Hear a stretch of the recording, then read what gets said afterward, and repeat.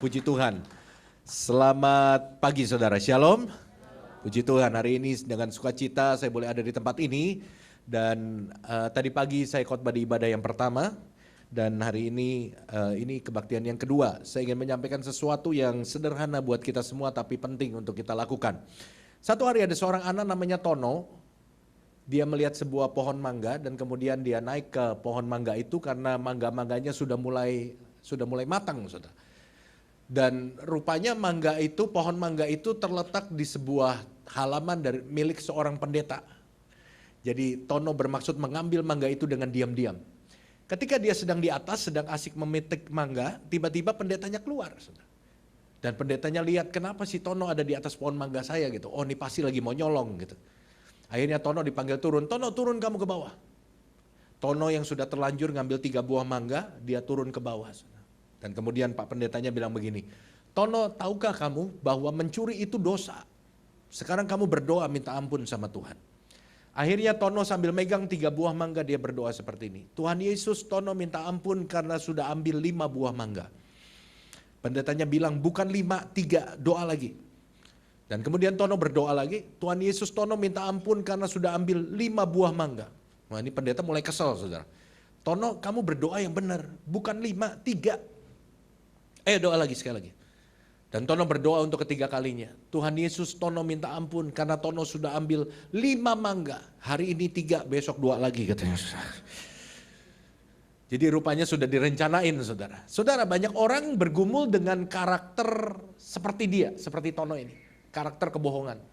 Ada orang yang susah sekali ngilangin karakter bohong.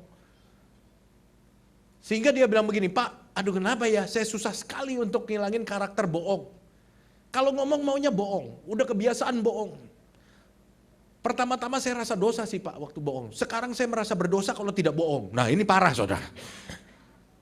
Dulu kalau bohong dia rasa dosa. Sekarang karena udah keseringan dia bilang kalau tidak bohong saya merasa berdosa Pak. Ada banyak orang bergumul dengan karakternya masing-masing termasuk saudara dan saya. Seringkali kita melihat banyak orang yang kelihatannya sempurna. Padahal saudara tidak tahu bahwa ada begitu banyak karakter yang harus dirubah dari orang tersebut. Ada orang-orang yang bisa kelihatannya nice di depan orang lain, kelihatannya luar biasa di tempat orang lain, di depan orang lain. Tapi saya ingin beritahu satu fakta bahwa di dalam diri setiap kita itu ada singa besar yang siap untuk mengaum. Kalau kita tidak bisa mengendalikan singa itu, dan itu namanya karakter. Di dalam diri setiap kita. Dalam diri orang yang kelihatannya tenang, itu ada singa yang besar. Yang kalau dia tidak bisa kendalikan, maka singa ini akan keluar. Dan istilahnya sifat aslinya itu kelihatan. Ada orang-orang yang seringkali kita lihat, ini orang baik, ini orang kalem. Tapi satu hari kita mendengar, kenapa kok ini orang bisa berespon kayak begini? Karena memang faktanya begitu. Di dalam diri setiap kita, ada hal seperti itu. Saudara-saudara yang dikasihi Tuhan, hari ini saya ingin sharing tentang karakter. Karena ini yang seringkali menjadi pergumulan dari kita semua. Ya, tapi hari ini mari kita dengar dari sisi firman Tuhan, apa yang Tuhan katakan mengenai karakter. Karena itu saya beri judul khotbah saya pagi ini, karakter ilahi.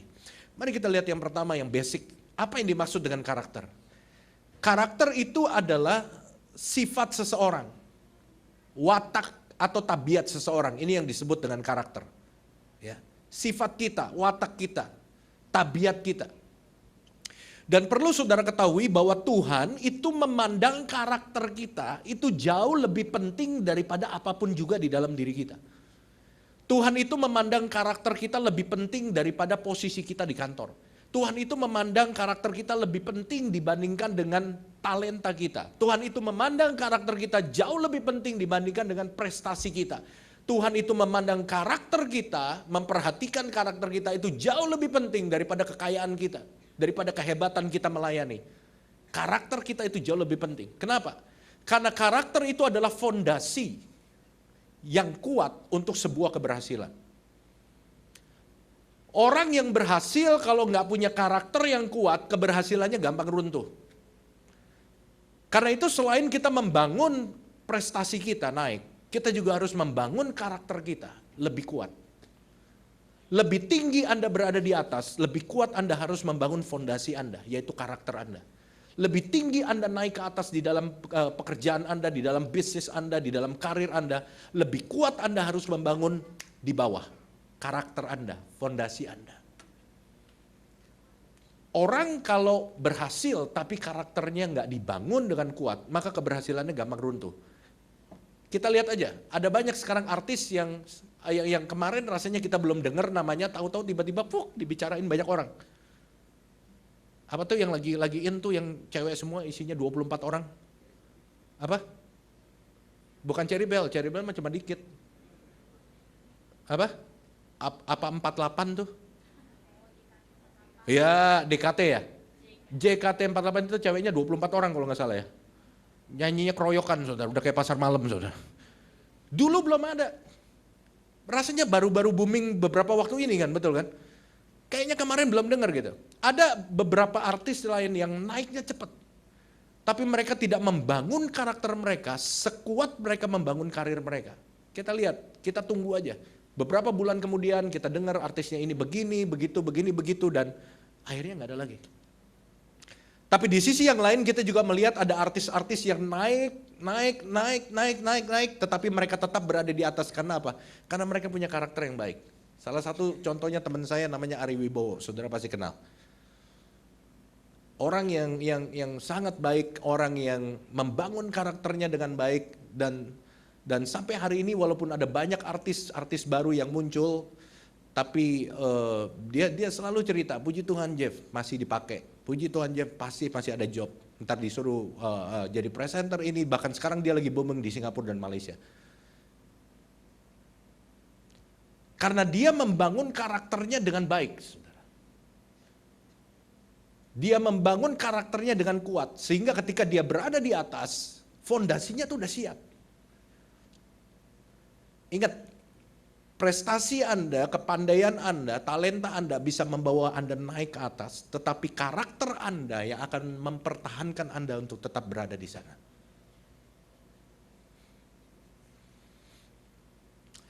Alkitab memberikan kepada kita beberapa contoh. Raja Salomo, seorang raja yang luar biasa. Dia seorang raja yang kaya. Salomo ini seorang raja yang kaya. Bahkan beberapa teolog berkata bahwa kekayaan Salomo itu sampai hari ini tidak tertandingi. Konglomerat yang paling kaya, orang yang paling kaya di dunia saat ini pun belum menyamai kekayaan daripada Salomo. Yang kedua, Salomo punya kerajaan yang cukup kuat. Kerajaan Salomo itu berdiri di atas bukit, terletak di atas bukit, yang notabene itu susah untuk ditembus, karena dari atas mereka bisa mengawasi 360 derajat daerah sekeliling mereka. Yang ketiga, Salomo ini terkenal karena apa? Karena hikmatnya. Hikmat Salomo ini sangat terkenal sampai ke seluruh dunia, bahkan sejarah mencatat banyak raja-raja yang datang ke kerajaan Salomo hanya untuk mendengar dan mempelajari hikmat Salomo. Salomo raja yang luar biasa, tetapi saudara baca dalam Alkitab, di akhir hidupnya Salomo mengalami kegagalan. Kenapa? Karakternya tidak dibangun. Alkitab juga memberi contoh seorang anak muda yang namanya Samson. Bukan Bams saudara ya. Seorang anak muda yang punya kekuatan di atas rata-rata saudara. Punya kekuatan yang luar biasa. Tetapi Samson tidak membangun karakternya dengan baik. Dia gampang sekali tergoda. Kalau lihat yang cakep-cakep dia tergoda. Ngelihat yang kinclong-kinclong dia tergoda. Ngelihat yang bule-bule dikit dia tergoda sudah. Ada kambing dibedakin dia tergoda sudah. Di akhir hidupnya Samson mengalami kegagalan. Saudara-saudara yang dikasihi Tuhan, sekali lagi saya ingin ingatkan, kalau orang berhasil tapi nggak punya karakter yang kuat, ingat karakter itu adalah fondasi. Katakan sama-sama, karakter adalah fondasi. Kalau fondasimu tidak dibangun dengan kuat, sebagus apapun Anda bangun rumah, nggak ada gunanya. Tinggal tunggu waktu rumah ini roboh, betul nggak? Anda mau cat pakai cat lapisan emas ke, Anda mau bangun gentengnya dari emas ke, Anda mau bikin gagang pintunya dari emas. Sebuah rumah tanpa fondasi yang kuat, sebagus apapun nggak ada artinya. Orang hanya memuji sesaat, begitu ada sesuatu rumah itu roboh, orang akan mencemooh rumah Anda. Keberhasilan tanpa karakter yang kuat, itu gampang runtuh. Nah, hal penting yang kita harus ketahui, bahwa karakter itu tidak bisa didapat dalam waktu 1 hari. Karakter itu perlu dibangun Katakan sama-sama, karakter perlu dibangun. Dan kalau kita bicara tentang membangun, itu bukan bicara tentang proses satu hari. Karakter itu dibangun seumur hidup, saudara. Banyak orang Kristen salah kaprah, mereka ingin mengharapkan perubahan dalam waktu satu hari. Sehingga banyak orang Kristen yang menganggap pendeta itu seperti magician.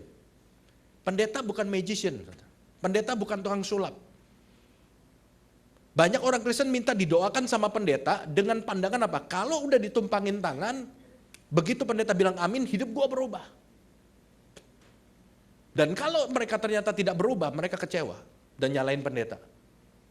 Pendeta bukan tukang sulap.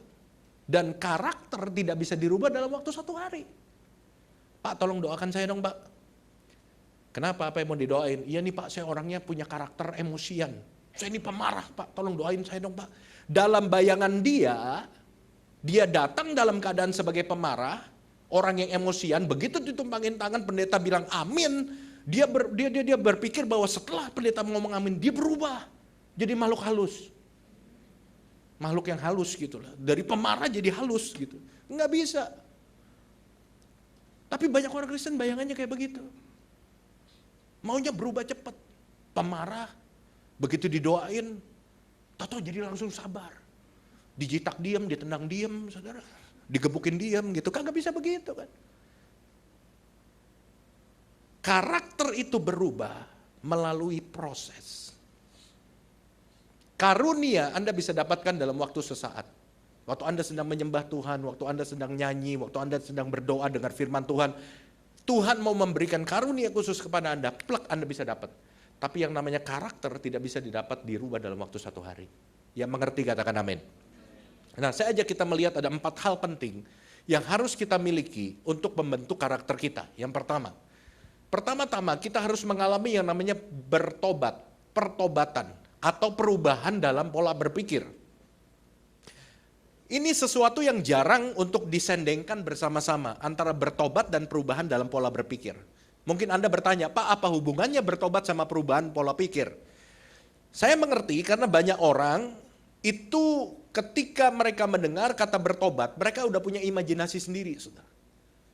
Oh, kalau bertobat itu loh, yang kalau didoain nangis-nangis gitu, ditumpangin tangan nangis-nangis, air mata keluar, air ingus keluar, air liur keluar, nah itu bertobat. Oh, bertobat itu loh kalau pendeta udah kelar khotbah, kemudian pendeta adain altar call, yang maju ke depan ditumpangin tangan, itu namanya bertobat.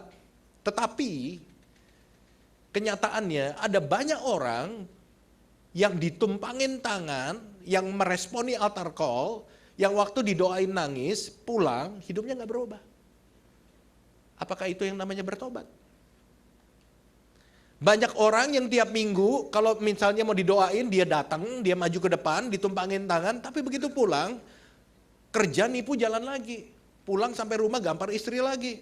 Jahat lagi. Pertanyaannya, apakah bertobat itu bicara tentang ditumpangin tangan, berdoa, didoakan dan kemudian nangis-nangis? Saya rasa bukan. Bertobat itu bukan bicara tentang didoakan. Bertobat itu bukan bicara tentang kalau didoain nangis, bukan. Karena banyak orang Kristen di gereja itu hanya tersentuh emosinya, tapi tidak tersentuh pikirannya. Mungkin saudara dengar khotbah pendeta menutup khotbahnya dengan satu cerita yang menyentuh hati saudara sehingga saudara menangis. Bisa? Mungkin waktu Anda menyanyi, Anda dalam keadaan yang sedang galau.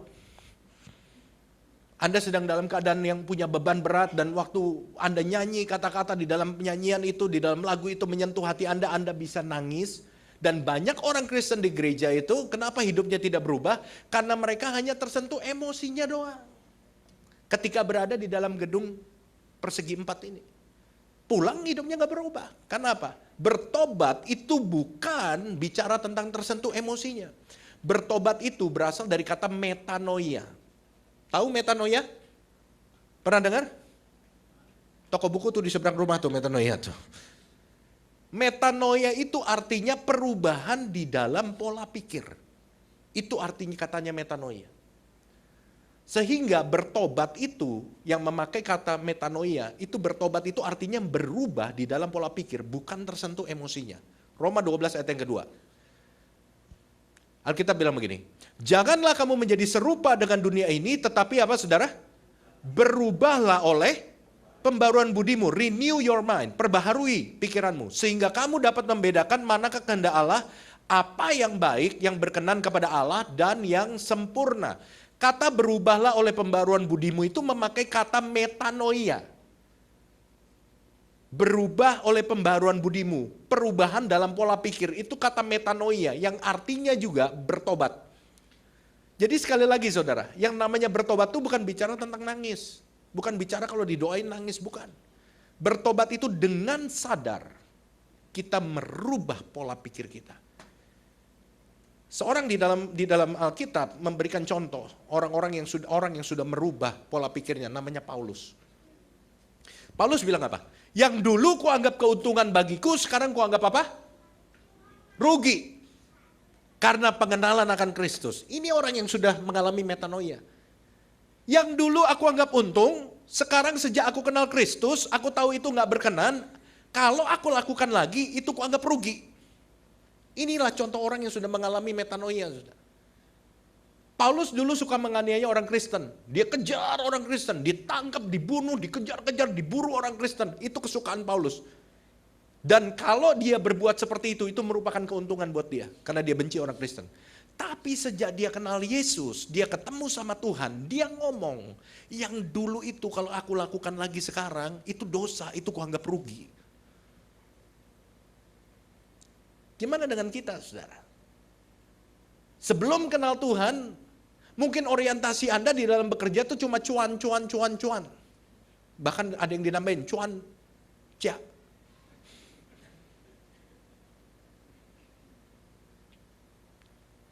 Cuan cia cao. 3C, saudara. Dulu orientasinya gitu. Anda nggak peduli gimana caranya dapat cuan, segala hal Anda halalkan untuk yang dapat yang namanya cuan. Mau halal kek, mau enggak kek, pokoknya orientasinya cuma cuan. Ingat tuh 3C, cuan, cia, cao. Sejak Anda kenal Kristus, apakah 3C ini masih Anda lakukan? Apa Anda sudah ngomong seperti Paulus, yang dulu kuanggap keuntungan, dulu kalau nipu orang, itu kuanggap untung karena untungku banyak. Dulu kalau kerja mesti nipu dikit, dulu barang buatan Bandung kita bilang buatan Paris. Kita mungkin jualan mobil udah bekas ketabrak, dulu kita bilang ini mobil mulus pak, yang bawa cewek pak. Mulus bener, aduh nyamuk aja gak pernah nyerempet di mobil. Padahal kita bohongnya setengah mati. Sekarang sejak kita kenal Kristus, masih gak itu kita lakuin? Kalau itu masih kita lakukan sejak kita kenal Kristus, maaf pak, maaf bu, saya ingin katakan Anda belum bertobat. Pola pikirannya belum berubah. Tapi kalau Anda bisa berkata seperti Paulus, Tuhan dulu aku kalau kerja aku nipu, Tuhan dulu aku suka makan orang, suka nipu orang, aku suka bikin rugi orang, aku dulu mencari untung dengan segala macam cara, gak peduli halal apa enggak. Tapi sejak aku kenal Tuhan, kalau aku lakuin itu lagi, aduh aku rugi besar. Karena aku mau menyenangkan hati Tuhan seperti yang kita nyanyi tadi. Kalau aku kerjain itu lagi, aduh aku dosa, aku rugi besar. Yang mana yang sudah saudara alami sekarang? Kalau Anda masih melakukan hal-hal yang dulu sebelum Anda belum kenal Tuhan, yang Anda tahu tidak berkenan di hadapan Tuhan, maka saya harus katakan bahwa kita belum mengalami pertobatan. Walaupun kita sudah 10 tahun duduk di gereja, tapi kalau hal-hal yang dulu yang kita tahu gak berkenan di hadapan Tuhan masih kita lakukan sampai sekarang, walaupun Anda 10 tahun, 20 tahun di gereja, Anda tetap belum bertobat. Karena bertobat tidak bicara tentang berapa lama Anda ada di gereja. Karena banyak orang Kristen duduk di gereja, cuma ngerusakin bangku gereja dan nempel permen karet di bawah kolong bangku. Tapi hidup tidak mengalami perubahan. Filipi 4 ayat ke-8. Alkitab bilang apa? Jadi akhirnya saudara-saudara, semua yang benar, semua yang mulia, semua yang adil, semua yang suci, semua yang manis, semua yang sedap didengar, dan semua yang disebut kebajikan dan patut dipuji, Alkitab minta kita apa? Pikirkanlah semua itu. Ini adalah pikiran orang-orang yang sudah mengalami metanoia. Pikirannya gak jahat lagi, saudara. Dulu kalau pagi-pagi bangun mikirnya, siapa yang gua cia ya nih hari ya? Siapa yang belum gua tipu nih hari? Dia buka BlackBerry-nya, dia lihat kontaknya. Ini udah, nih udah, nih udah, nih udah, nih udah, nih udah, nih udah. Siapa lagi yang belum ya? Dia telepon temannya, temen lu ada yang belum gua tipu belum? Tapi sejak kenal Tuhan, pagi-pagi dia bangun, dia doanya begini, Tuhan hari ini Tuhan mau pakai saya untuk jadi saluran berkat buat siapa? Lewat pekerjaan saya, siapa yang Tuhan mau saya berkati hari ini? Beda. Dulu mikirnya yang jahat, sekarang mikirnya apa? Coba tampilkan lagi Filipi 4 ayat 8. Yang benar, yang mulia, yang adil, yang suci, yang manis, yang sedap didengar, yang disebut kebajikan, yang patut dipuji, itu yang ada di pikirannya. Beda. Dulu kalau mikir yang jahat itu keuntungan. Dulu kalau mikir yang kotor-kotor, yang najis-najis itu keuntungan. Tapi sejak ketemu Yesus, mengalami metanoia yang dipikirin lain. Saudara-saudara, kalau orang sudah mengalami metanoia, maka pola berpikirnya tuh beda. Dulu keuntungan, sekarang kuanggap sampah. Paulus bilang apa? Yang dulu kuanggap untung, sekarang kuanggap rugi, malah semua kuanggap sampah. Betul? Paulus ngomong gitu? Kuanggap sampah karena pengenalan akan Kristus. Artinya apa? Paulus tidak mau terikat kepada apapun di dunia. Semuanya dianggap sampah. Yang dimaksud semuanya apa, saudara? Coba bantu saya, yang dimaksud semuanya apa? Rumah termasuk gak rumah? Rumah termasuk gak? Halo, ada orang di sini? Masih ada tanda-tanda kehidupan? Rumah termasuk gak? Masuk. Paulus bilang dianggap apa? Hampa. Mobil termasuk gak? Termasuk. Mobil yang kalau turun gak perlu matiin lampu tuh, kita tinggalin deh bentar lampunya mati sendiri. Tahu diri, mobil tahu diri sudah. Itu dianggap sampah. Ibu-ibu, saya mau tanya, berlianmu yang segede-gede jengkol termasuk gak? Yang kalau ada lagi bicara begini, apa kabar? Supaya teman saudara ngelihat berlian saudara. Termasuk gak? Termasuk. Yang jawab termasuk bapak-bapak. Memang biasanya begitu sih. Karena gue sebel bener bini gue kemarin beli berlian gede banget katanya. Bapak-bapak, jam tanganmu yang mewah yang harganya 25 juta ke atas termasuk gak sampah? Termasuk. Orang yang sudah mengalami perubahan dalam pola pikir, itu dia berani ngomong semua itu kuanggap sampah. Kan aku gak terikat kepada semuanya itu, aku terikat kepada Yesus doang. Tidak memiliki semuanya ini gak apa-apa, asal jangan sampai aku tidak memiliki Yesus. Itu orang yang berubah. Bisa ngomong itu semua dianggap sampah? Yesus yang paling berharga bisa? Coba tolong pengurus kumpulin tuh sampah-sampah tuh. Berlian-berlian, anting-anting semua kumpulin semua. Orang kalau pikirannya sudah berubah, ya, akhirnya apa? Perilakunya juga pasti berubah. Contohnya anak-anak kita ya. Saya tadi cerita dari pagi, anak saya larang nonton sinetron. Ceritanya mertua mantu berantem melulu gitu. Nonton film karton juga anak saya umur 4 tahun. Nonton film karton juga saya pilih-pilih. Bahasa Tom and Jerry segala mah enggak. Rada kasar. Ntar kucingnya digebuk pakai palu segede-gede gaban, dia cudeng, gepeng gitu kan. Jangan kaget kalau satu kali anak saudara kasih nonton gituan, satu kali diambil palu, dia pukul itu pembantunya, cudeng gitu kan. Belajar dari mana? Dari film. Karena apa yang kita lihat, itu kita pikirin. Yang kita pikirin, itu akan mempengaruhi perilaku kita. Kalau orang mikir yang jahat-jahat, perilakunya akhirnya jadi apa? Jahat. Kalau orang mikirin yang kotor-kotor, perilakunya jadi apa? Jadi kotor. Pemerkosaan segala terjadi oleh anak-anak SMA karena apa? Karena mereka sering nonton film-film yang gak benar. Mereka lihat, mereka pikirin, akhirnya mereka kepengen melakukan. Tersalur lewat perilaku mereka. Sebaliknya, jika Anda berpikir yang baik, Anda berpikir yang benar, Anda berpikir yang adil, yang mulia, yang manis didengar, yang patut dipuji, itu akan tersalur, merubah perilaku Anda jadi seperti itu. Yang mengerti katakan amin. Dan berikan tepuk tangan buat Allah kita. Haleluya. Akhirnya karakter kita jadi berubah. Jadi yang pertama, karakter kita itu bisa berubah dimulai dari pertobatan, perubahan dalam pola pikir.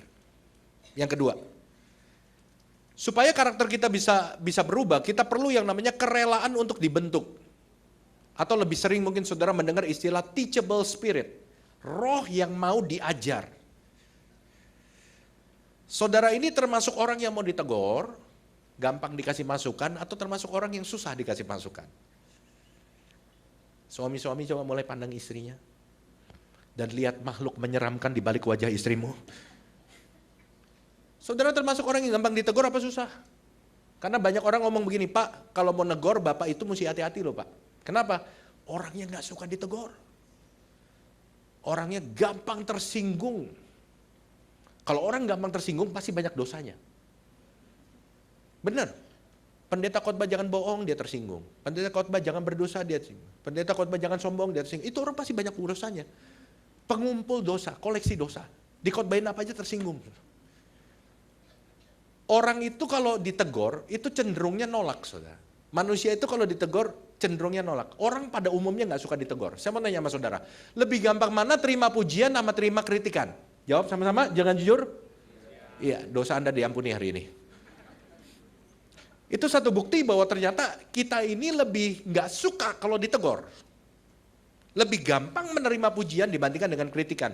Tapi Alkitab memperlihatkan kepada kita ada seorang raja yang luar biasa, namanya Daud. Coba kita lihat di dalam Mazmur 119 ayat 14 sampai ayat 16. Firman Tuhan bilang gini, atas petunjuk peringatan-peringatanmu, aku apa?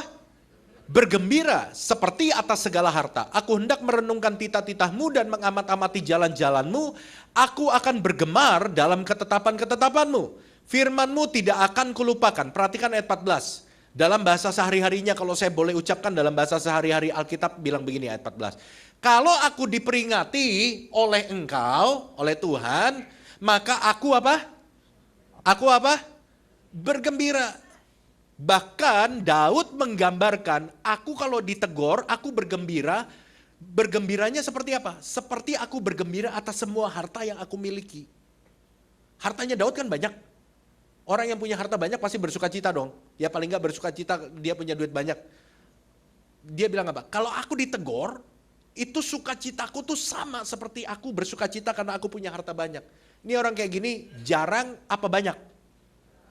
Jarang ya. Anda mengakui karena Anda mengakui sendiri bahwa saya bukan seperti itu, begitu kan?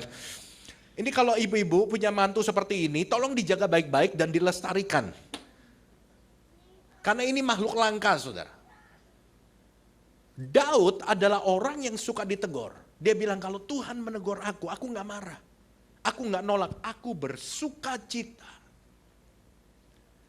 Dan ini rupanya yang membedakan Daud sama Saul. Daud sama Saul, kalau saudara baca Alkitab itu sama-sama buat dosa. Dosanya Saul apa? Saul disuruh, pada waktu Saul berperang melawan satu bangsa, Tuhan menyuruh Saul untuk membunuh semua orang. Laki-laki, perempuan, anak-anak, bahkan kambing lembunya, dombanya semua mesti dihabisin. Pokoknya gak ada yang sisa. Dosanya Saul apa? Saul tidak nurut. Rajanya diselamatkan. Udah gitu ternaknya yang gemuk-gemuk itu diselamatkan. Gak dibunuh semua. Itu dosanya Saul. Disuruh bunuh semuanya, tapi dia gak bunuh semuanya. Dosanya Daud apa? Apa? Ngintip orang mandi. Itu jawaban yang paling umum, saudara. Dosanya Daud adalah melakukan pembunuhan berencana. Dia pengen ambil istri orang, suaminya itu yang kebetulan pengawalnya ditaruh di baris paling depan di medan perang. Yang notabene kita udah tahu, kalau perang barisan paling depan itu pasti mati duluan. Supaya istrinya jadi janda, dia bisa kawinin istrinya. Itu pembunuhan berencana. Saya mau tanya sama saudara, menurut saudara, ya saya udah punya jawaban sendiri, tapi saya mau tanya, menurut saudara, di pikiran saudara, dosanya siapa yang lebih berat, dosa Saul apa dosa Daud?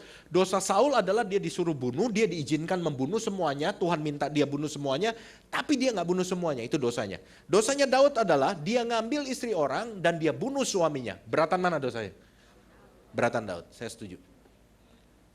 Tapi pernahkah saudara berpikir, baca Alkitab dengan teliti, Saul yang dosanya lebih ringan menurut kita.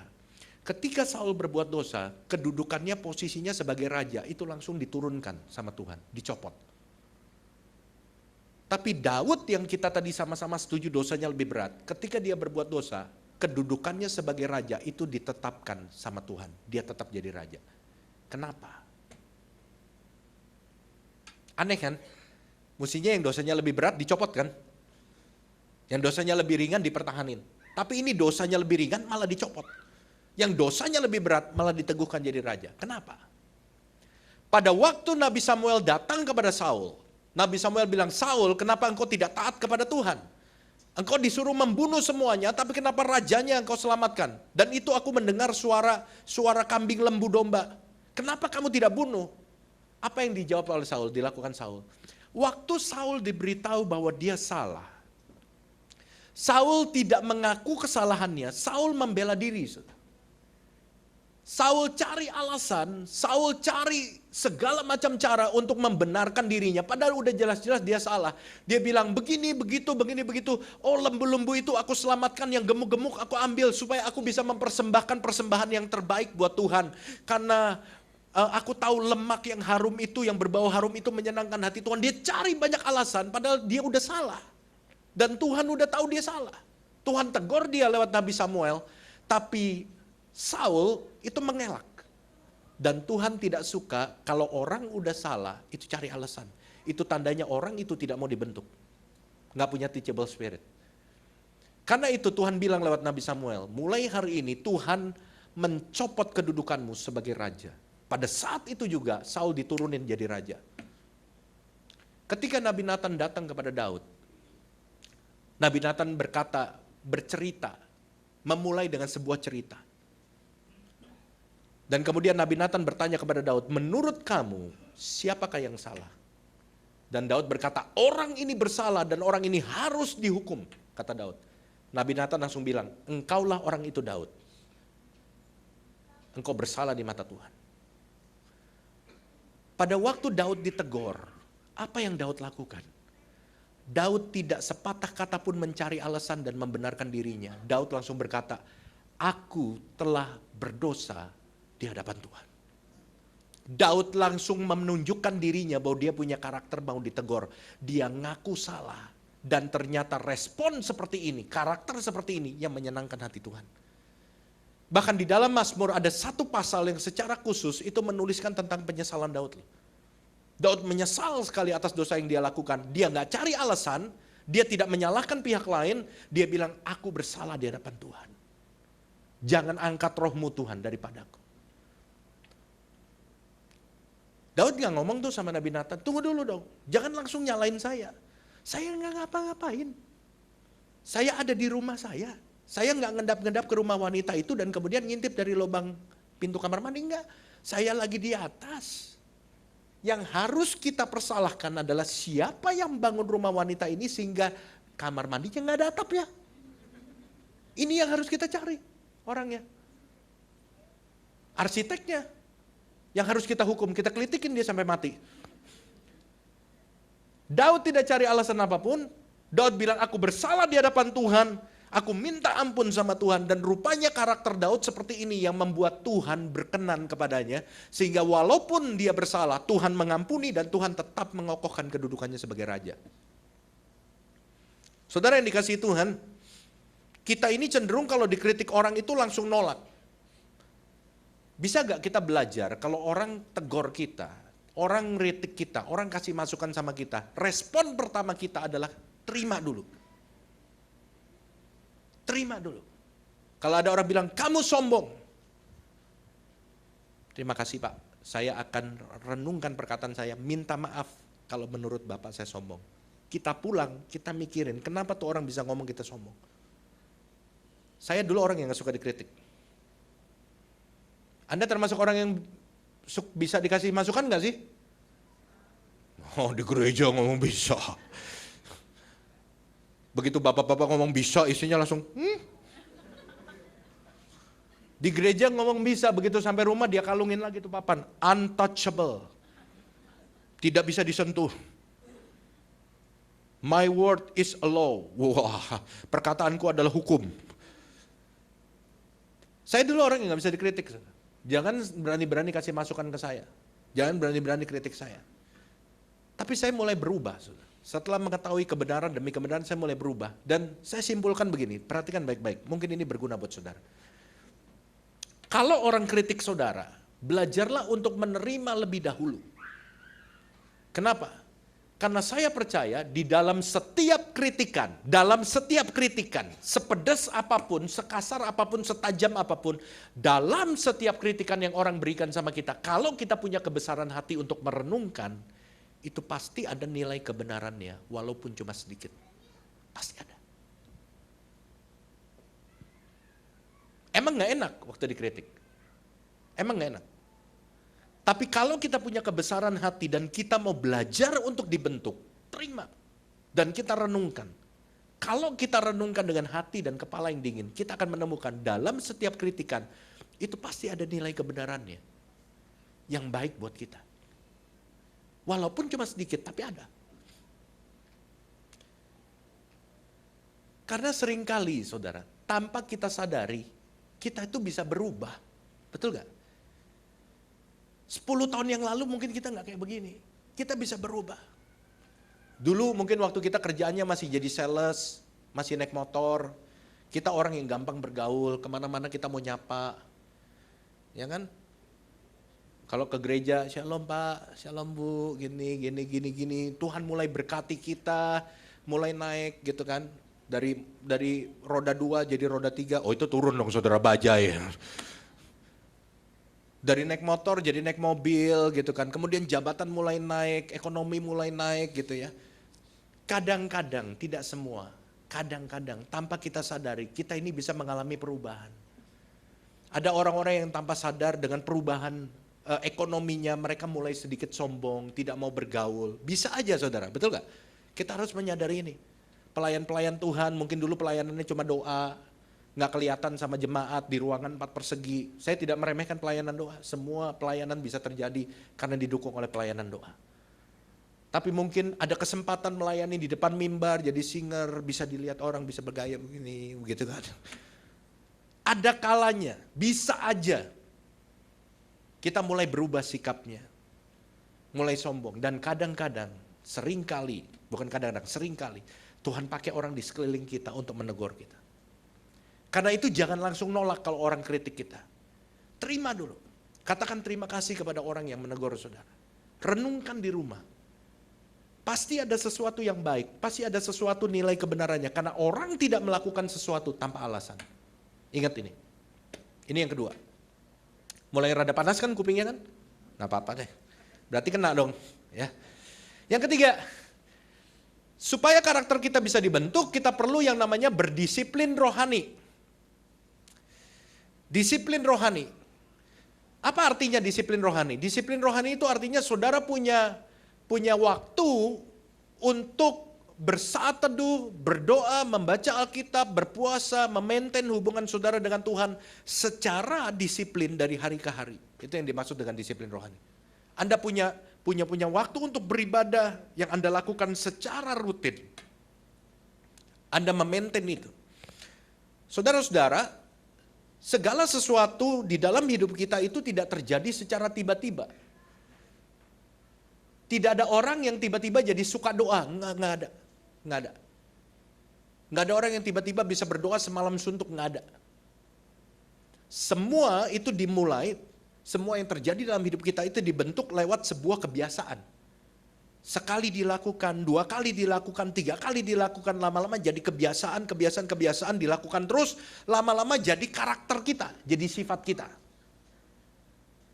Dulu kalau Anda misalnya, Anda bangunnya, saya tadi ngomong di gereja yang pagi yang 7:30, kalau Anda kebiasaan bangun jam 10, tiba-tiba Anda diminta melayani 7:30, itu bukan satu hal yang mudah.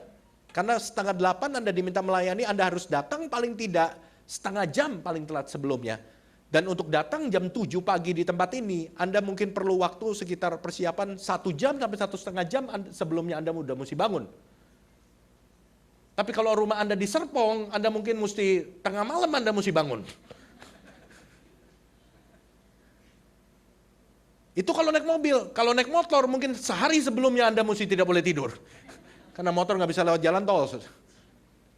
Dan untuk awal melakukan itu bukan sesuatu yang mudah. Betul nggak? Anda bisa membayangkan itu? Bukan sesuatu yang mudah. Melakukan sesuatu yang baru untuk pertama kali itu bukan sesuatu yang mudah. Beradaptasi dengan lingkungan yang baru untuk pertama kali bukan sesuatu yang mudah. Tetapi ketika Anda lakukan terus, lama-lama jadi kebiasaan, betul nggak? Lama-lama yang tadinya sukar, jadi mudah, jadi biasa. Hal-hal rohani juga begitu, saudara. Nggak ada orang yang tiba-tiba jadi suka doa. Semua dimulai dari kebiasaan. Ayat dulu ada ayat. Mukanya dari tadi minta ayat. Ayatnya mana? 1 Timotius 4 ayat 7b sampai 8. Latihlah dirimu beribadah. Tuh, Alkitab juga bilang apa? Hal-hal rohani seperti ibadah itu perlu latihan. Latihan badani terbatas gunanya, tetapi ibadah itu berguna dalam segala hal karena mengandung janji baik untuk hidup ini maupun untuk hidup yang akan datang. Sebetulnya pada waktu kita beribadah seperti ini, kita sedang mengalami sesuatu yang luar biasa loh. Karena Alkitab bilang apa? Waktu kita beribadah, kita tuh sedang menerima janji untuk hidup ini dan untuk hidup yang akan datang. Alkitab bilang, latihan badani terbatas gunanya. Bukan nggak boleh. Boleh. Tapi gunanya terbatas. Ayat 7b bilang apa? Hal-hal rohani itu perlu latihan. Ibadah itu perlu latihan. Kayak tadi saya bilang nggak gampang. Anak-anak muda di tempat kami pernah cerita, Pak, susah ya kalau ibadah kita siang-siang gitu banyak godaannya. Kenapa? Karena kan teman-teman saya kalau Sabtu malam itu kan tidurnya sampai malam, kadang-kadang sampai pagi. Bangunnya pada siang tuh. Nah siang baru pada jalan. Ngajak nonton lah, ngajak makan lah. Nah sedangkan siang kita kebanyakan mesti ibadah nih. Ibadahnya siang karena ada yang melayani di jam 1 juga. Kadang-kadang kalau diajak nonton nggak bisa kita. Kegoda juga sih Pak, kadang-kadang kepengen juga sih. Tapi kita belajar untuk disiplin, saya bilang bagus. Dipaksa-paksa sama temennya, ayo nonton. Jam berapa nontonnya? Jam 1. Aduh nggak bisa, gue ibadah jam 1, gue pelayanan. Udah lu ganti aja ibadahnya jam 10.30. Nggak bisa, gue udah komit di jam 1. Nggak bisa ganti-ganti begitu kan. Kita udah komit, udah terdaftar di jam 1 ya. Ayo nonton, nih ada film bagus nih. Udah nih kali lu ikut gua aja, ikut kita aja nonton. Emang film apaan sih? Bagus nih 5 jagoan ngumpul jadi satu nih reuni. Avenger gitu kan, Avenger. Ayo nonton. Nggak bisa deh, sorry deh. Udah nonton nih jam 4 aja biar gue bisa ikut. Udah, nggak bisa. Kita semua mau nonton jam 1. Udah lu ikut nonton kita aja. Lu gak usah kebaktian sekali juga, minggu depan gereja lu kagak pindah, masih di situ juga katanya. Ini film, ini minggu terakhir nih hari ini. Besok udah kagak ada lagi. Mesti latihan loh. Ibadah itu juga mesti latihan. Banyak godaannya. Apalagi Anda yang kerja dari Senin sampai Sabtu. Minggu itu sebetulnya hari libur. Tapi Anda harus mendisiplinkan waktu untuk beribadah. Itu sesuatu yang banyak godaannya. Tapi ketika Anda melakukannya, Alkitab bilang apa? Anda menerima janji. Anda orang-orang yang menerima janji. Ada berkat di dalam ibadah. Tapi semuanya itu mesti dilatih. Saya ingin katakan kepada saudara-saudara, orang yang tidak rutin berdoa tiap hari, tidak rutin baca Alkitab, tidak mungkin jadi orang Kristen yang kuat. Hal-hal rohani yang luar biasa itu terjadi dalam hidup kita karena disiplin rohani. Disiplin rohani. Makanya saya nggak mau suruh doain orang yang nggak suka baca Alkitab. Pak, tolong doain dong. Kenapa? Saya nggak suka baca Alkitab, Pak. Terus maksudnya gimana? Ya doain saya, Pak, biar saya suka baca Alkitab. Nggak mau. Lo kok nggak mau? Bapak kan pendeta. Ya nggak mau. Kenapa Bapak nggak mau? Karena nggak mungkin bisa cuma karena didoain. Ntar kalau saya udah doain, you tetap nggak suka baca Alkitab, you nyalain saya. Saya nggak mau. Jadi gimana caranya Pak? Supaya saya suka baca Alkitab. Pulang, nanti malam sebelum tidur, sediakan waktu baca Alkitab. Dan komit bahwa setiap hari pada jam tertentu Anda akan baca Alkitab secara rutin. Lakukan itu. Nanti 3 bulan kemudian Anda akan jadi orang yang suka baca Alkitab. Doa juga gitu. Pak, saya kok gak suka doa Pak? Tolong doain dong supaya saya suka doa. Gak mau. Saya bilang. Terus gimana? Pulang ke rumah, sebelum Anda tidur, mulailah belajar berdoa. Komit sama Tuhan misalnya. Jam 8 saya mau mulai berdoa dulu. Supaya nanti jam 9 ada film-film yang bagus-bagus, suka malam-malam tuh. Itu gak banyak godaannya. Yang penting saya udah kelar berdoa dulu deh. Jangan sampai jam 9 doa, HBO lagi main film bagus, doanya depan TV.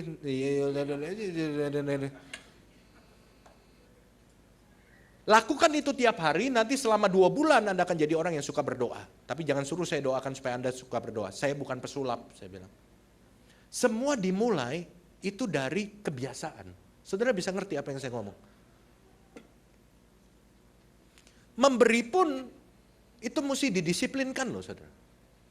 Saya tadi lupa ngomong tadi pagi, tadi saya ngobrol-ngobrol di belakang, ternyata di belakang tuh banyak tempat, banyak inspirasinya loh saudara. Di ruangan hamba Tuhan tuh, saudara mesti masuk ke sana. Dari tadi kita cuma makan bertiga sama Pak Yupo mana tuh Pak Yupo, udah pulang ya. Makan nasi tim doang, tapi kita bisa ngomongin PO, ketan, segala macam itu di belakang. Jadi perut kenyang karena nasi tim, tetapi kepala ini kenyang dengan inspirasi saudara. Kita udah keliling dunia tadi ya Pak ya, ngomongin makanan tuh. Itu tempat holy place tuh, banyak pengurapan di situ sudah. Saya tadi saya lupa ngomong di pagi, tadi saya ngomong sama Pak Marco, saya bilang, memberi itu juga mesti dilatih. Doa mesti dilatih, baca Alkitab dilatih, memberi pun mesti dilatih. Banyak orang nengking-nengking, dalam nama Yesus, roh pelit dalam diri saya keluar, itu gak usah ditengking, gak ada yang namanya roh pelit. Lu pelit. Sorry saya mesti ngomong rada jujur saudara. Sebetulnya kadang-kadang bukan nggak ada roh pelit. Anda nengking dalam nama Yesus roh pelit keluar. Iblis di sebelah Anda bingung. Ngomong sama sebelahnya, ini keluarga kita yang mana lagi nih? Kayaknya kita kagak kenal nih. Ada yang namanya roh pelit, ini anak-anak dari siapa nih? Nggak ada roh pelit, nggak usah ditengking saudara. Saudara yang pelit. Membeli itu mesti dilatih saudara. Memberi perpuluhan itu mesti dilatih. Belum ada gerakan Tuhan, nggak usah digerakin. Kita punya otak. Betul nggak? Kadang-kadang orang Kristen itu terlalu merohanikan padahal dia pelit. Jujur dah biar kita diampunin sama-sama di gereja. Benar nggak? Kadang-kadang kita bilang, Tuhan belum berbicara. Ntar Tuhan bicara lu jantungan lu nggak pernah dengar suara Tuhan. Sok-sokan nantangin Tuhan belum berbicara, ntar Tuhan bilang, hai anakku, lu mati langsung loh. Nggak sempat memberi juga kan? Kadang-kadang kita tuh terlalu pelit. Dan orang Kristen tuh terlalu pinter. Menutupi dosanya dengan ayat. Tuhan belum bicara. Tuhan gak usah bicara. Punya duit gak? Punya. Bisa ngasih gak? Bisa. Kasih. Lu kan punya otak. Betul gak? Gak apa-apa ya saya ngomong kayak gini Pak ya. Soalnya nggak banyak orang Kristen demen ngomong begini gitu loh. Kalau di gereja mesti ngomongnya lebih saudara. Saya nggak begitu orangnya. Saya lebih baik ngomong dengan bahasa sederhana, jemaat ngerti, pulang hidupnya berubah. Dibandingin saya ngomong bahasa yang tinggi-tinggi, istilah teologia, ngambang-ngambang, nggak napak bumi, jemaat bingung sampai di luar. Tadi ngomong apa sih pendeta? Gue ingat cuma si Tono doang tuh curi mangga katanya. Jangan sampai Anda di rumah ditanya, pendeta khotbah apa? Tono curi mangga. Banyak tuh, kalau kita mau jujur ya, kita mau refleksi hati kita ya. Ya kita terbuka di hadapan Tuhan. Seringkali kita itu, sebetulnya kita yang gak pengen melakukan sesuatu yang kita tahu benar. Cuma kita selalu pakai alasan Tuhan tidak bicara. Tuhan gak perlu bicara, gak perlu dalam hal memberi, dalam hal berbuat baik saudara. Memang seringkali ada kasus-kasus khusus di mana kita minta petunjuk Tuhan.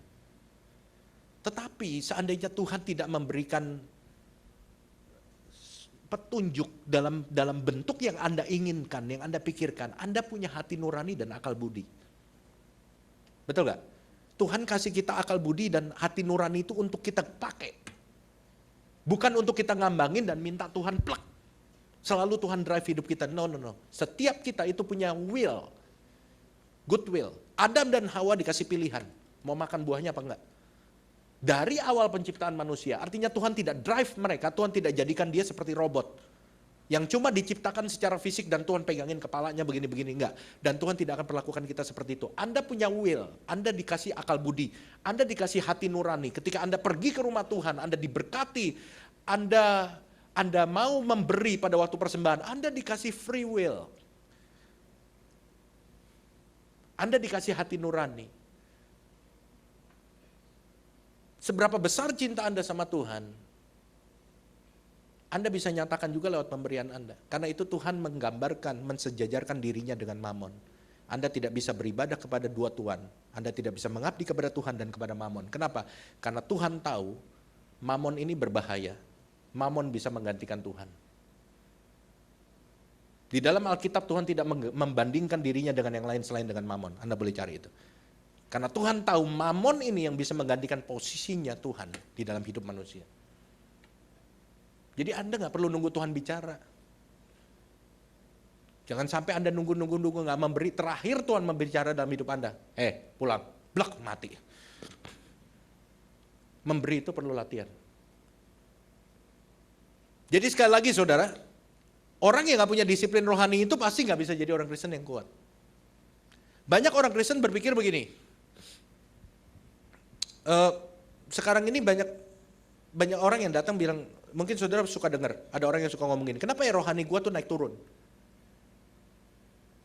Itu banyak orang konseling ke pendeta ngomong gitu, Pak kenapa ya Pak rohani saya naik turun? Kadang-kadang saya kuat, kadang-kadang saya lemah, kadang-kadang saya di atas, kadang-kadang saya di bawah.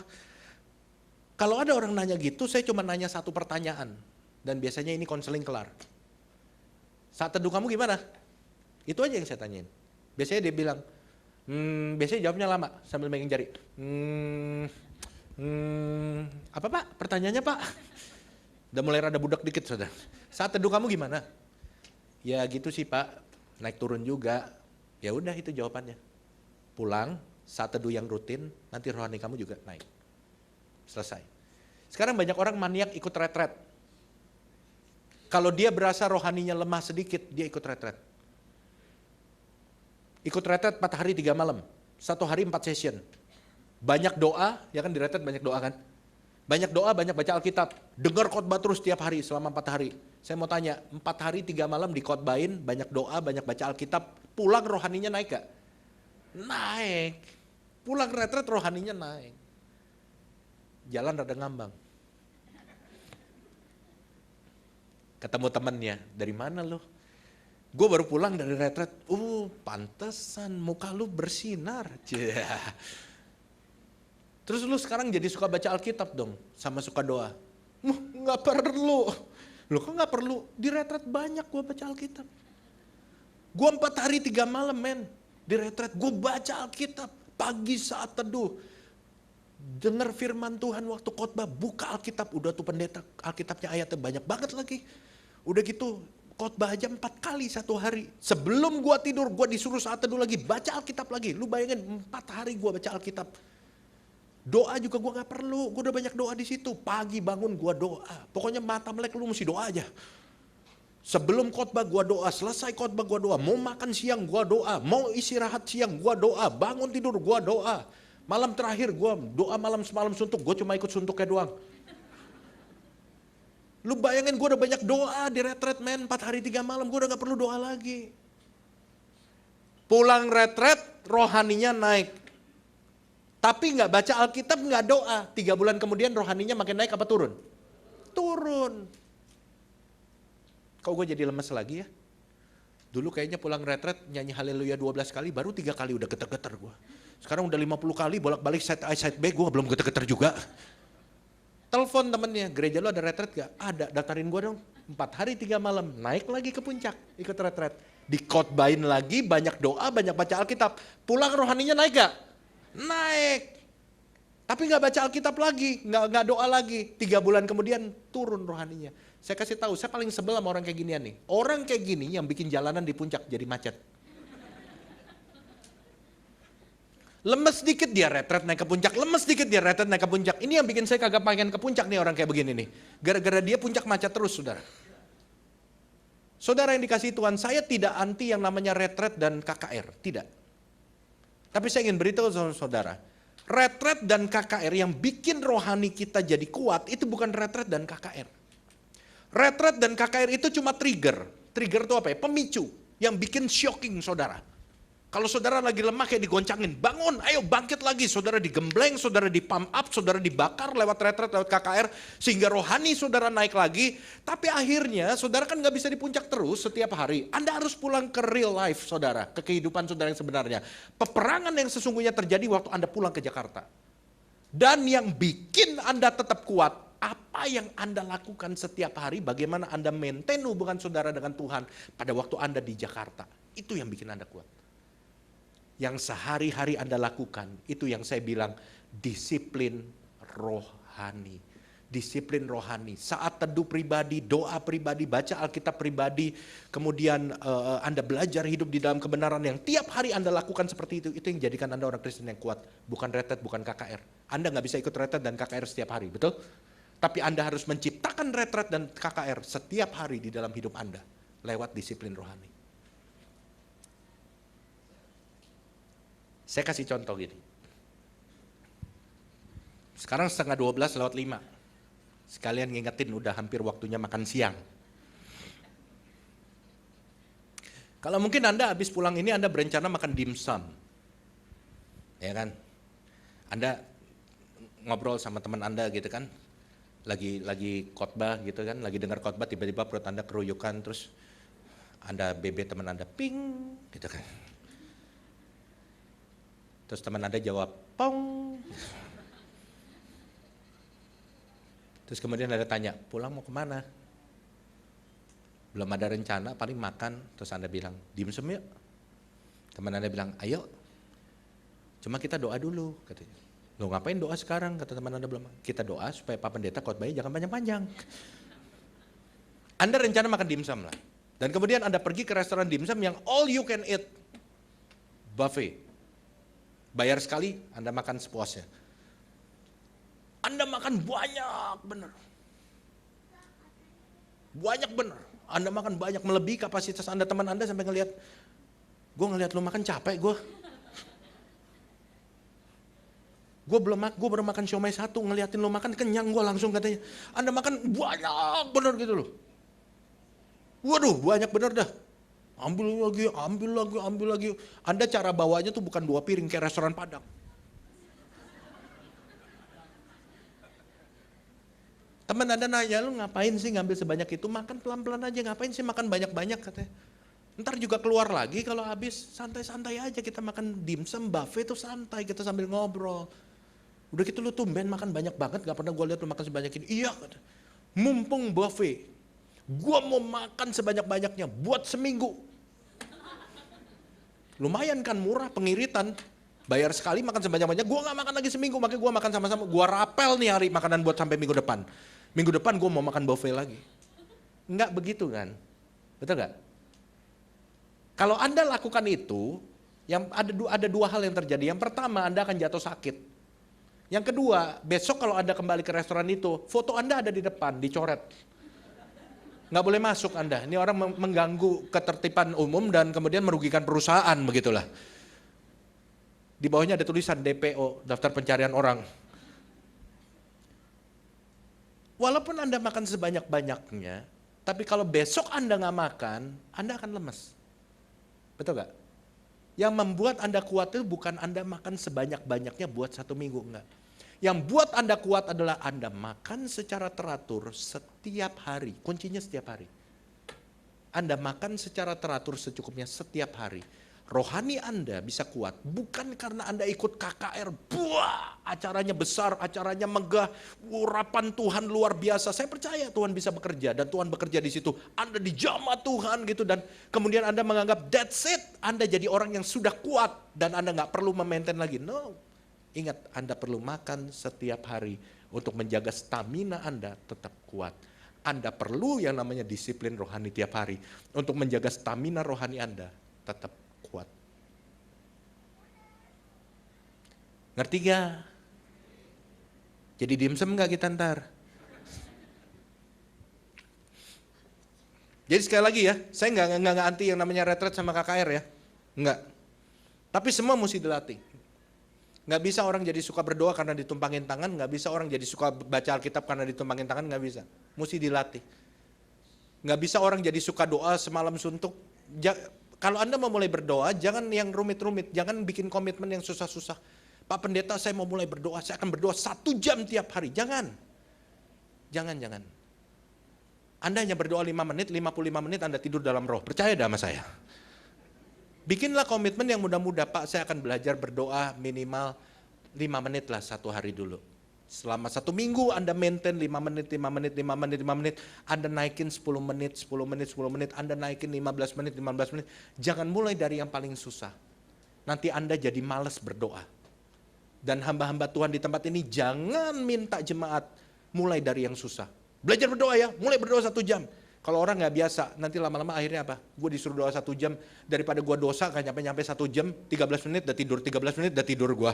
Lebih baik gue mendingan gak doa deh supaya gue gak dosa. Mulailah minta mereka dari mereka yang bisanya kapan? Berapa lama? Latihan pelan-pelan. Yang ngerti katakan amin. Yang keempat, yang terakhir. Dimsum. Yang keempat, yang terakhir. Supaya karakter kita bisa dibentuk, kita perlu memiliki lingkungan yang baik. Saudara-saudara, lingkungan itu mempengaruhi segala hal dalam hidup kita loh. Lingkungan itu mempengaruhi cara kita berpikir, lingkungan itu mempengaruhi perkataan kita, lingkungan itu akan mempengaruhi karakter kita. Billy Graham berkata begini, tunjukkan kepada saya siapa teman-temanmu dan saya akan katakan kepadamu orang seperti apa engkau. Kita bisa dilihat dari dengan siapa kita bergaul. Karena orang-orang yang bergaul sama kita setiap hari itu sebetulnya membentuk, mencerminkan siapa kita.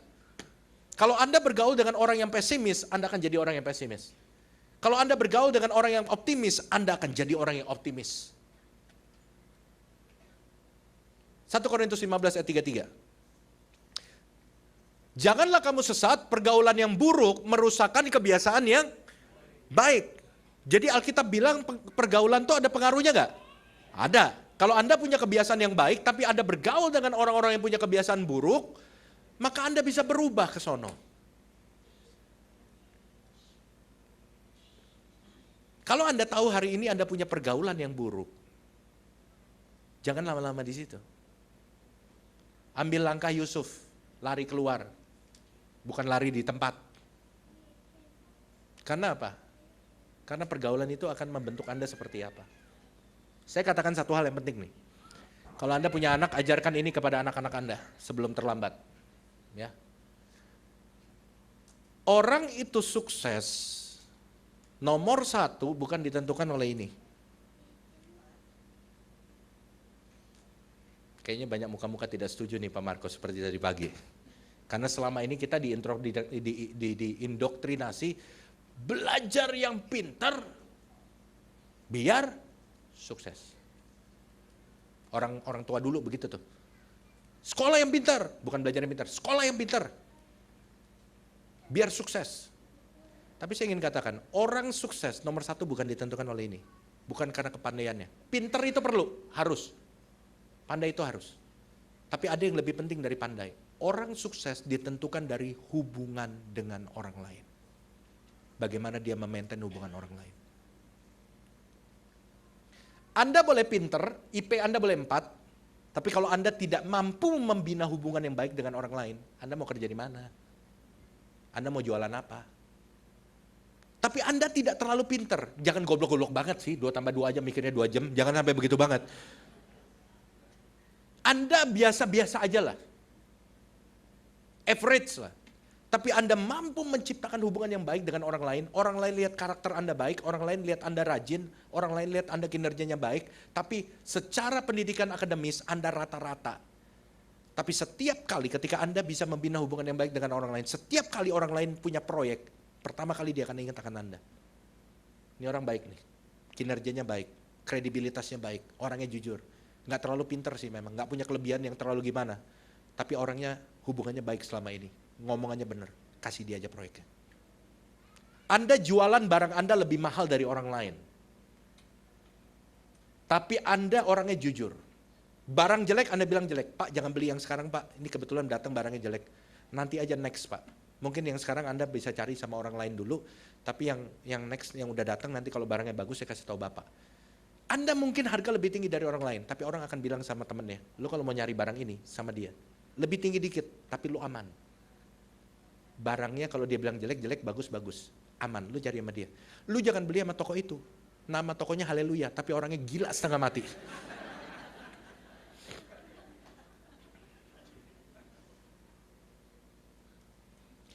Anda baca buku biografi orang-orang konglomerat Indonesia yang sekarang punya hotel, punya gedung bertingkat di CBD. Anda baca deh, entah siapapun namanya orang itu, Anda lihat. Berapa banyak dari mereka yang mampu, yang pernah sekolah sampai lulus universitas? Sangat amat sedikit. Sangat amat sedikit.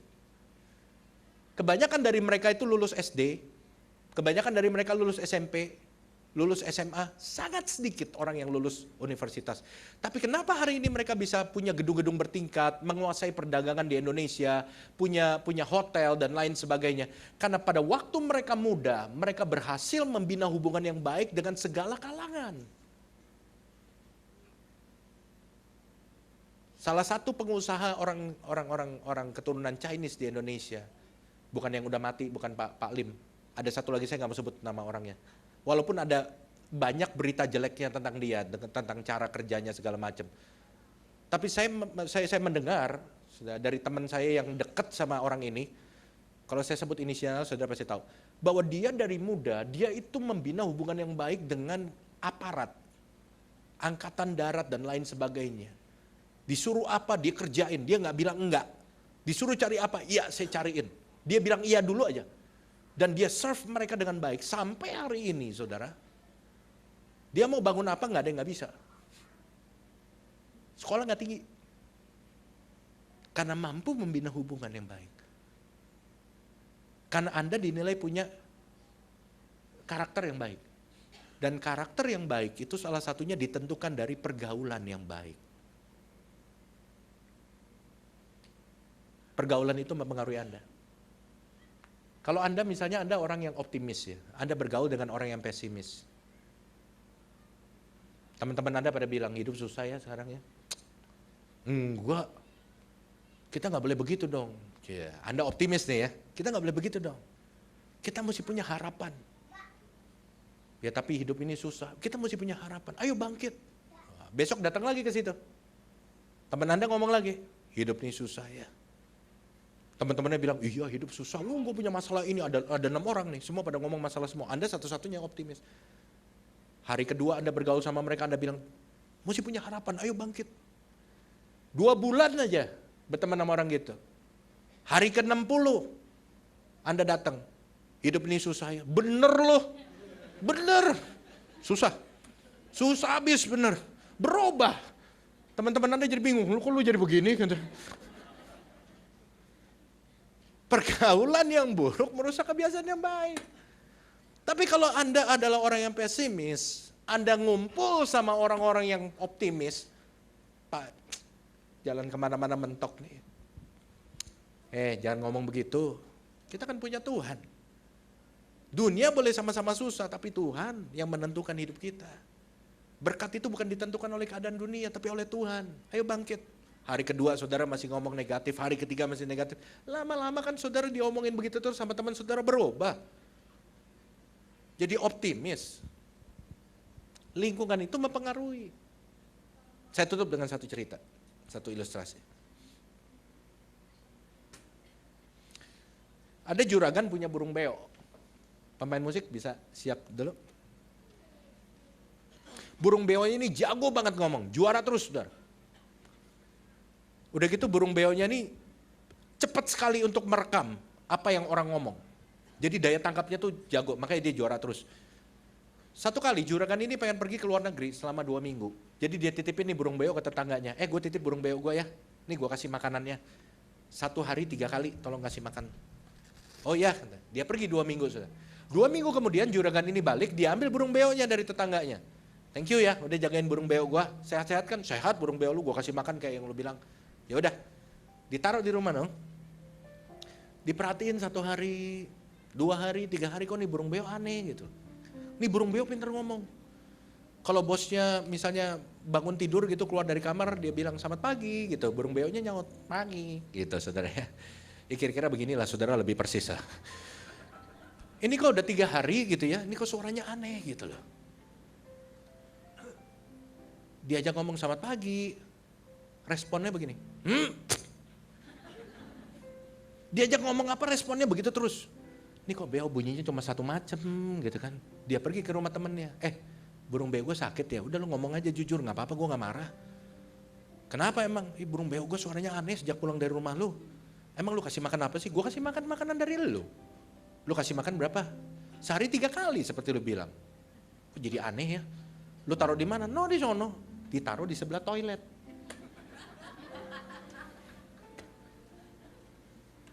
Ada yang belum ketawa. Perlu saya jelaskan secara detail ibu-ibu?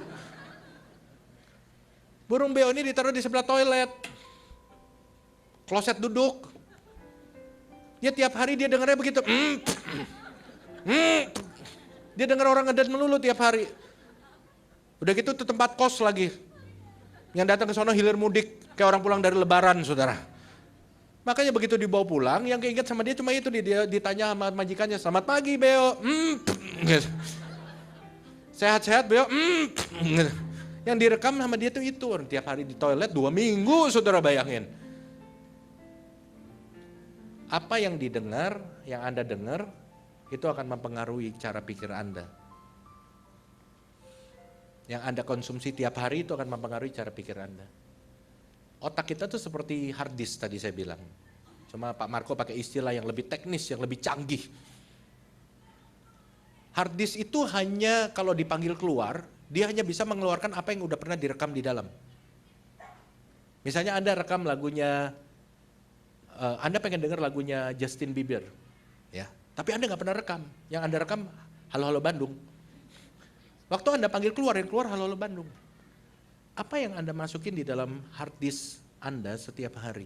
Kata-kata pesimis, kata-kata negatif, hal-hal yang membuat Anda jadi orang yang pesimis, jadi orang yang negatif, atau yang Anda masukkan ke dalam otak Anda adalah kata-kata positif, kata-kata yang membangun iman, kata-kata yang membuat Anda jadi lebih baik. Itu yang akan keluar pada waktu Anda memerlukannya. Kalau Anda mengisi otak Anda, hard disk Anda dengan firman Tuhan, pada waktu Anda memerlukannya, firman Tuhan itu akan keluar. Waktu Anda panggil. Seperti Anda buka file, hanya file yang pernah Anda rekam, itu yang Anda bisa buka. Betul gak? Otak kita juga gitu. Sesuatu yang pernah masuk, yang pernah Anda rekam, itu yang Anda hanya bisa buka. Kalau Anda bergaul dengan orang pesimis, maka file Anda adalah file bernama pesimis. Kalau Anda bergaul dengan orang optimis, tiap hari Anda dengar kata-kata yang positif, file Anda namanya optimis. Selamat berubah. Dan ingat, kabar baiknya adalah perubahan itu berlangsung seumur hidup. Tuhan Yesus memberkati. Kita bangkit berdiri sama-sama.